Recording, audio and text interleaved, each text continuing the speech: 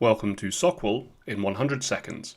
SOQL is the Salesforce Object Query language and can be thought of as Salesforce's version of SQL, although with a number of key differences. Firstly, unlike SQL, SOQL does not have the select star syntax to select all fields, nor does it use the join keywords to bring back data from different tables. SOQL also does not allow you to do any data manipulation in line.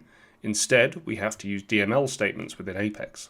The basic structure of a query is the select keyword, followed by a list of fields that you wish to retrieve, the from keyword, and then the object API name. Here, we're retrieving the name and the ID field from the account object and returning all accounts.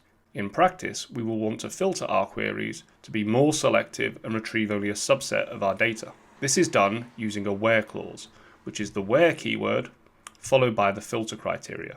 Here, we are retrieving only those accounts where the billing city is set to San Francisco.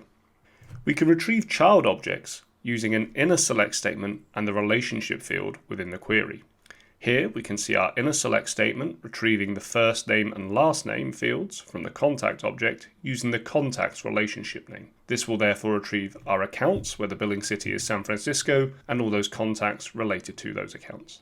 We can also query parent record data using the dot notation to traverse up to 5 levels in the object hierarchy. Here, we're using the account relationship keyword and then the dot notation with name to retrieve the account name. So this would retrieve for us all contacts where the mailing city is San Francisco and include their account name. And that is SOQL in 100 seconds.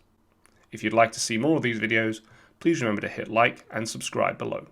Thank you.